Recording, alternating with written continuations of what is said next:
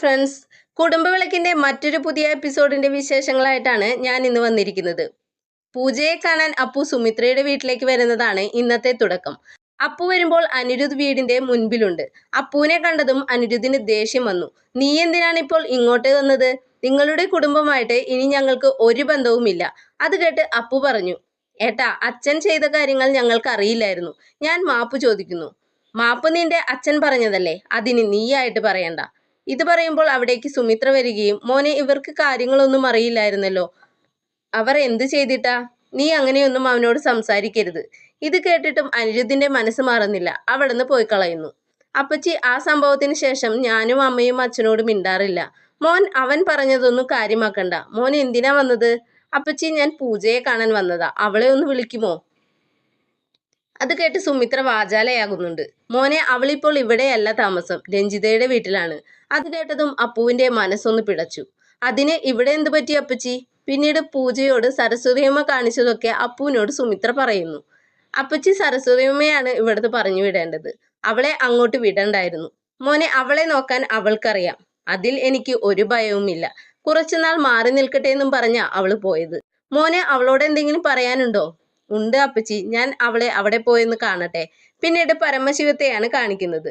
സിദ്ധു ശ്രീനിലയം സ്വന്തമാക്കാൻ ശ്രമിക്കുന്നുണ്ടെന്നും കേസ് കൊടുക്കാനാണ് പരിപാടിയെന്നും ശിങ്കിടിയോട് പറയുന്നു. നമുക്ക് ഒരിടം വരെ പോകണമെന്നും പറഞ്ഞ് പരമശിവം പോകുന്നു. പിന്നീട് കാണിക്കുന്നത് രഞ്ജിതയുടെ വീട്ടിൽ അവരെല്ലാവരും ഭക്ഷണം കഴിക്കാൻ ഇരിക്കുന്നതാണ്. പൂജയെ കാത്തിരിക്കുകയാണ് എല്ലാവരും. പൂജയുടെ അടുത്ത് തന്നെ ഇരുന്ന് ഭക്ഷണം കഴിക്കണമെന്ന് പങ്കജിനോട് രഞ്ജിത പറയുന്നു. അവിടേക്ക് പങ്കജ് വാങ്ങിക്കൊടുത്ത സാരിയും ഉടുത്തുകൊണ്ടാണ് പൂജ വരുന്നത്. ഭക്ഷണം കഴിക്കാൻ അവർ ഒരുമിച്ച് തന്നെ ഇരുന്നു. രഞ്ജിത അപ്പോൾ പറഞ്ഞു, തന്റെ കല്യാണം കഴിഞ്ഞ് ഭക്ഷണം കഴിക്കുന്ന സമയം ഇങ്ങേര് എന്റെ പപ്പടവും പഴവും കട്ടെടുത്ത് കഴിച്ചിരുന്നു. അത് കേട്ട് പങ്കജും പൂജയുടെ പപ്പടം തട്ടിപ്പറിച്ചു വാങ്ങി കഴിക്കുന്നു. പിന്നീട് പരമശിവൻ ദീപുവിന്റെ വീട്ടിൽ വന്ന് പ്രശ്നമുണ്ടാക്കുകയാണ്. തന്റെ പണം ഇപ്പോൾ വേണമെന്നും പറഞ്ഞ് വീട്ടു സാധനങ്ങൾ തല്ലിപ്പൊട്ടിക്കുകയും ദീപുവിനെ തല്ലുകയും ചെയ്യുന്നു. നിന്റെ മോന്റെ പോലീസിനെ കൊണ്ടുള്ള കളിയും അവസാനിപ്പിച്ചോ? അന്നെന്താ നടന്നതെന്ന് അറിയാമല്ലോ. ഞാൻ അപ്പോൾ തന്നെ പോലീസ് സ്റ്റേഷനിൽ നിന്നും പുറത്തിറങ്ങി. അതാണ് പരമശിവത്തിന്റെ പിടിപാട്. ഇനി അവനെങ്ങാനും അങ്ങനെ കാണിച്ചാൽ കൊന്നുകളയും. നിനക്ക് ഒരാഴ്ചത്തെ സമയം തരാം. എന്റെ പണം വേഗം തന്നോണം. ഇല്ലെങ്കിൽ എല്ലാത്തിനെയും കൂടി ഞാൻ കത്തിക്കും. പിന്നീട് സുമിത്രയെ പൂജ ഫോൺ വിളിക്കുന്നതാണ് കാണിക്കുന്നത്. പരസ്പരം പിരിഞ്ഞിരിക്കുന്നതിന്റെ വിഷമങ്ങളൊക്കെ പറയുകയും ഉടനെ തന്നെ ഞാൻ അങ്ങോട്ട് വരുമെന്നും പൂജ പറയുന്നു. പിന്നീട് കാണിക്കുന്നത് അപ്പു പൂജയെ കാണാൻ രഞ്ജിതയുടെ വീട്ടിലേക്ക് വരുന്നതാണ്.